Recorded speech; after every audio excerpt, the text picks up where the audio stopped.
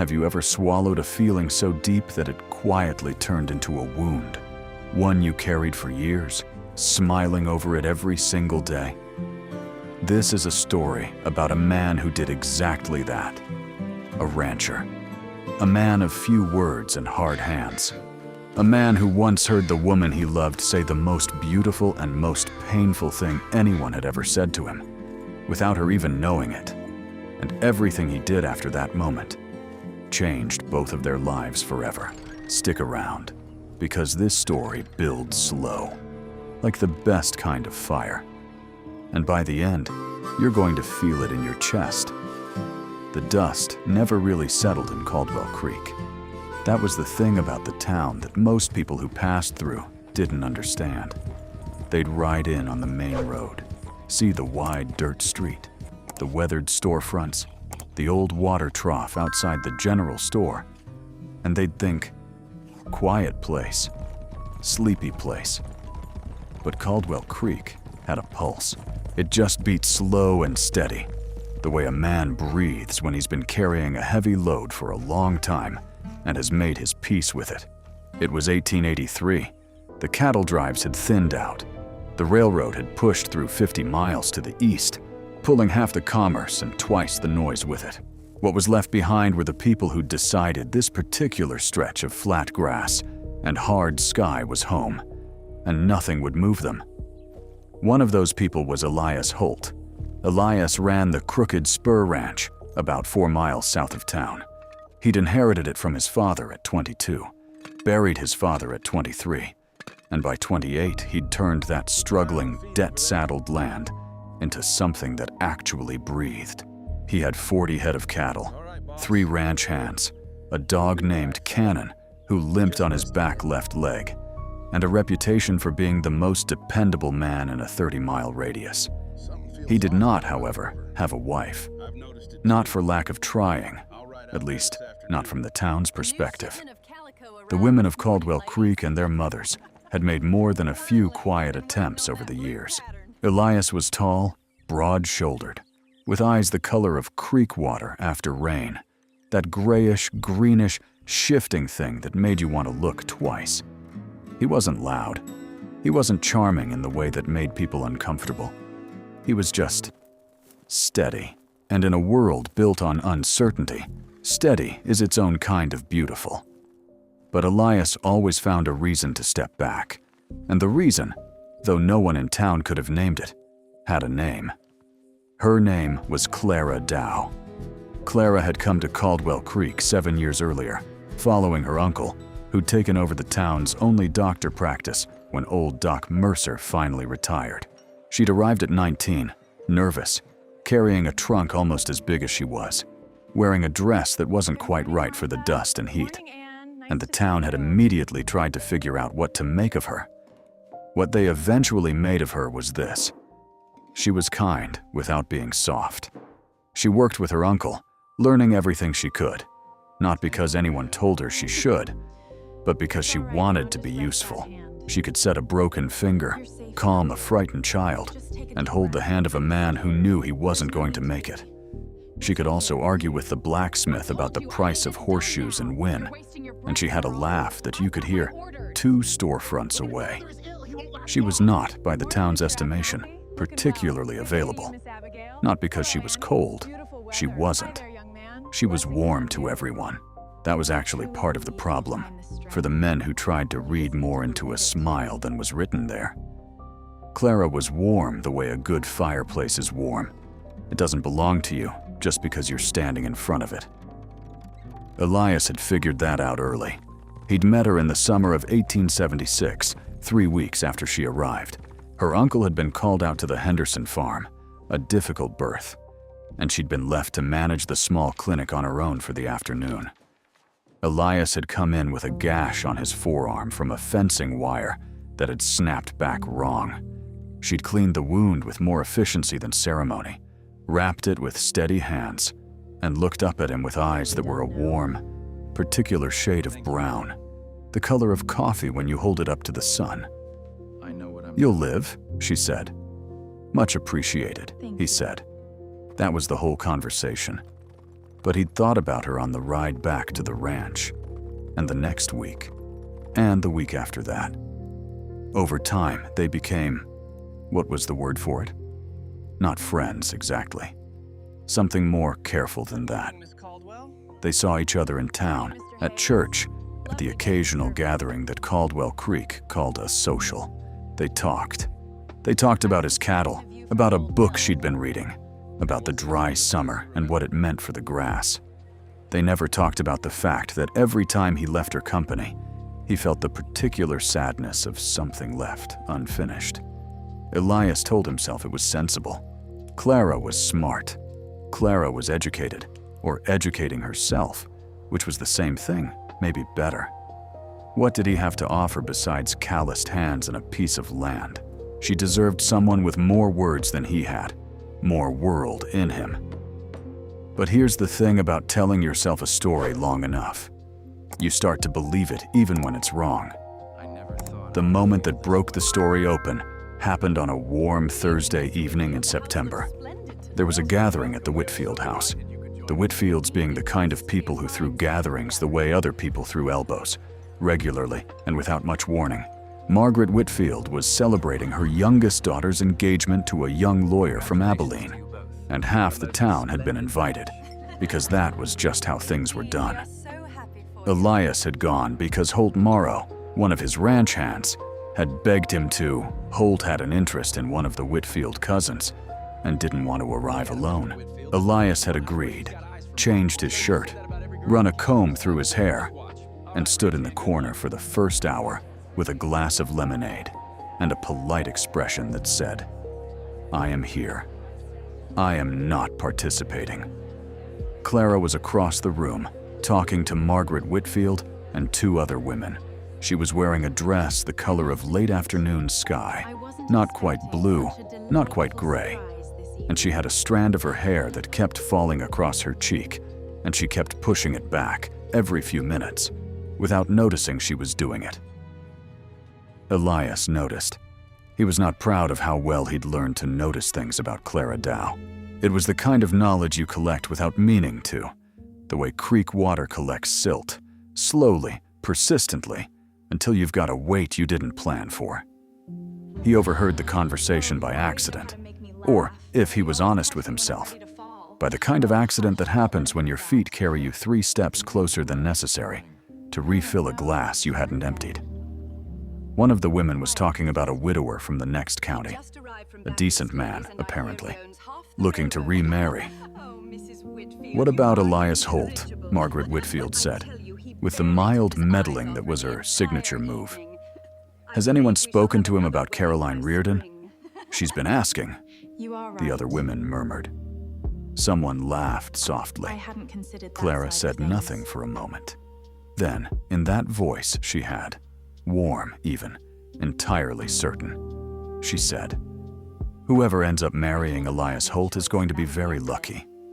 She said it simply, like a fact about the weather, like something everyone already knew and someone just needed to say out loud. And the conversation moved on, to Caroline Reardon, to the cost of fabric, to the merits of the Abilene lawyer. But Elias didn't move. He stood there with the glass in his hand and felt something in him shift, the way ground shifts before it settles after a tremor. Not violent, just undeniable. She thought he was worth something, not as a prospect for herself, not in the way he'd hoped. She'd said it the way you talk about a good horse or a reliable neighbor. High praise, real praise, but the kind that doesn't belong to you. He set the glass down. He didn't go back across the room. He stood there for a long while, listening to the party happen around him, and somewhere in the long quiet of that moment, something he'd been building up inside him. Hope, or the pretense of hope, or something in between, quietly came down. He rode home that night, under a sky full of more stars than seemed necessary. Cannon met him at the gate, limping in his dependable way, and Elias crouched and put his hand on the dog's side and stayed there for a minute longer than he needed to. He'd been many kinds of lonely in his life. The loneliness of a child who lost his mother young. The loneliness of a young man running a ranch that was always 2 problems away from failure. The loneliness of a person who finds it easier to fix a fence than to ask for help. But that night was a different kind. That night was the loneliness of a man who'd just been told, without being told, that the door he'd been hoping might open one day had been unlocked the whole time. And he'd never tried it. Had he waited too long? Had he been so careful, so sensible, so convinced that she was better off without him, that he'd made that a reality? Or had it just never been there? Had he built a whole cathedral in his head to something that was just kindness? He didn't sleep much. By morning, he had an answer. Not to those questions, but to something more important. He had a decision. He was going to tell her. Not because he expected anything. Not because he thought she'd change everything she'd said and fall into his arms, but because he was 31 years old, and he'd spent enough years being the most dependable man in a 30-mile radius, reliable to everyone, honest about everything, except the most honest thing inside him. He was going to say it. Whatever happened after was going to happen, but he was going to say it. And if you've ever stood at the edge of the hardest conversation of your life, drop a comment below. Tell me what that felt like, because Elias Holt that morning, over a cup of black coffee and a dog who was watching him with far too much understanding in those old eyes, that man was standing exactly there. He didn't go that day, or the next. He worked the ranch, pushed fence posts, sorted cattle, fixed the pump on the south pasture that had been giving trouble since July. He was good at working. He had always been good at working. On the 3rd day, he rode into town for supplies. This was not unusual. He needed flour and coffee and a new length of rope. These were real needs. He was loading the wagon outside the general store when Clara came out of the dry goods next door with a basket over her arm, and that particular walk she had, deliberate without being hurried, like someone who'd decided exactly where they were going. She saw him. She smiled. "Morning, Elias." "Morning." She tilted her head slightly. She had a way of looking at a person that made you feel like she was actually paying attention. Not just being polite, but genuinely curious about whatever was happening behind your eyes. "You all right?" she asked. "You look like you've been arguing with something." He almost laughed. "Working through a thing," he said. "The pump?" "No, got that sorted." He paused. He looked at her. The September light was behind her, and it caught the edges of her hair, and he thought, with a clarity that surprised him, "I have been a coward. Clara, I wonder if I might speak with you. Properly. Not here in the street, but properly." Something shifted in her expression. Not alarm. Something more like attention sharpening. "Of course," she said. "Tomorrow evening, Uncle Thomas will be out at the Garner place." Tomorrow evening. He arrived at 6 o'clock with his hat in his hands and a speech he'd been rehearsing for 2 days, and promptly forgot the moment she opened the door. She had a pot of coffee on and a lamp lit, and she gestured him inside with the ease of someone who wasn't nervous at all, which made him approximately twice as nervous. They sat at the small table in the kitchen. She poured coffee. She waited. He said, "I heard what you said at the Whitfield gathering." She set the coffee pot down.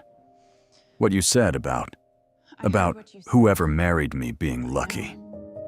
His voice stayed level. He'd worked for that. "And I want you to know that hearing that it meant a great deal to me. Because you don't say things you don't mean." A pause. "Clara, I've been trying to talk myself out of feeling what I feel about you for going on 7 years. And I'm not very good at it.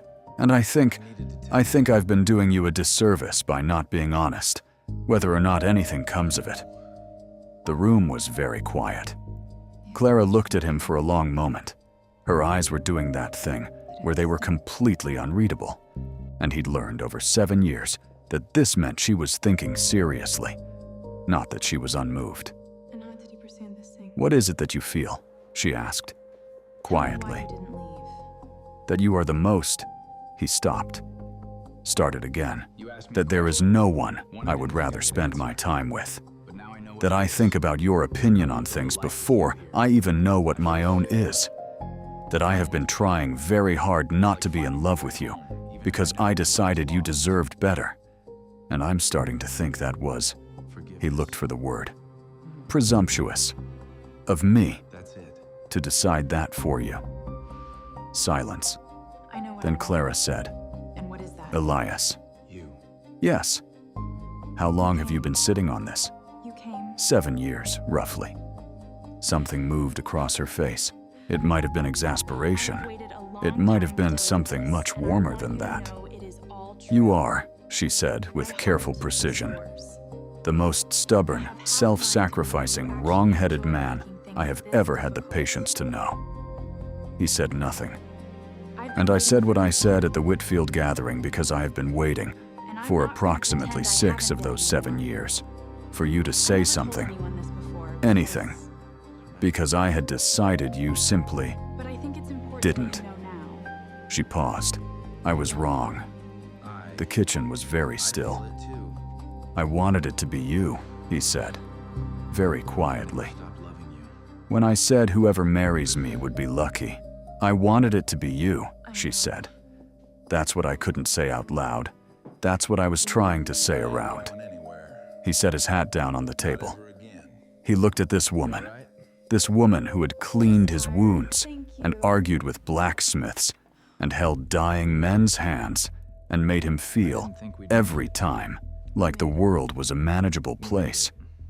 And he felt something in him unclench that had been tight for a very long time.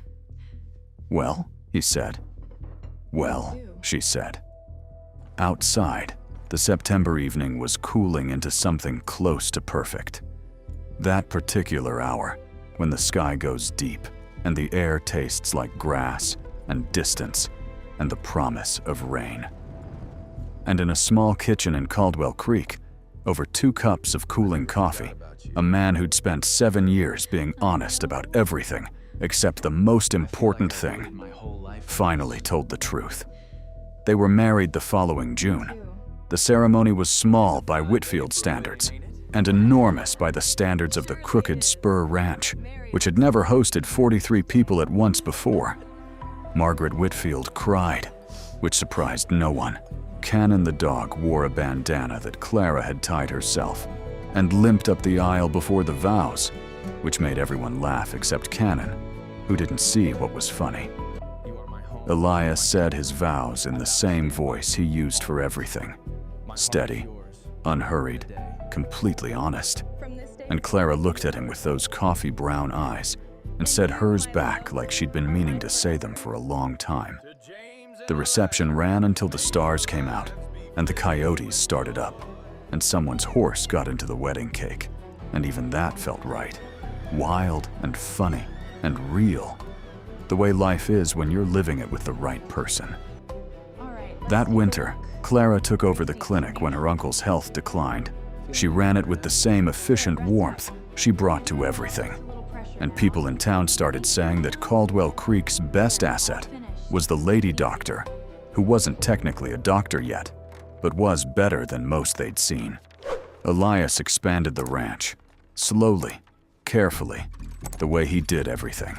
A new barn, a few more head of cattle, a well drilled closer to the main house that made Clara's life easier in a dozen small ways she didn't mention, but he'd noticed. They argued sometimes. She was stubborn in her own direction, he was stubborn in his. There were winters that were hard and summers that were harder.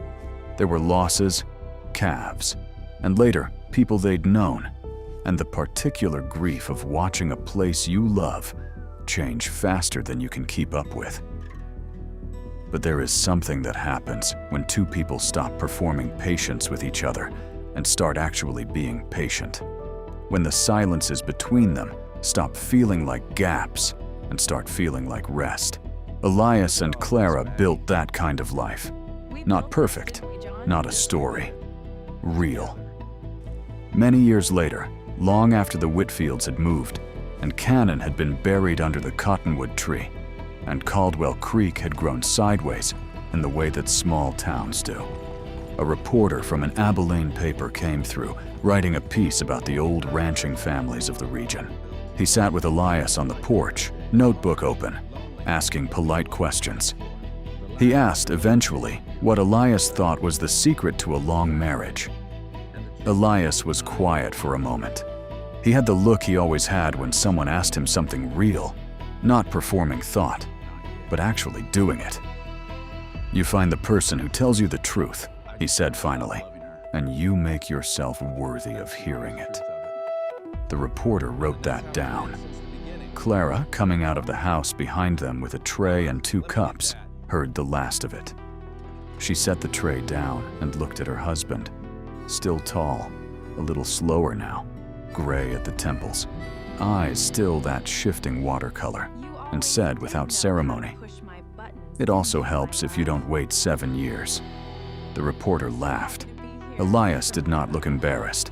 He looked, in the way he always looked at her, like a man who had been right about something important, and was glad every day that he'd finally said so.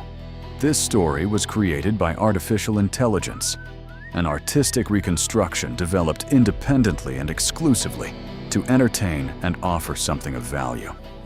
The figures, settings, events, and situations presented are fictional and part of the author's creative vision. For any questions about the historical reality of the American West, we encourage you to consult academic and primary sources.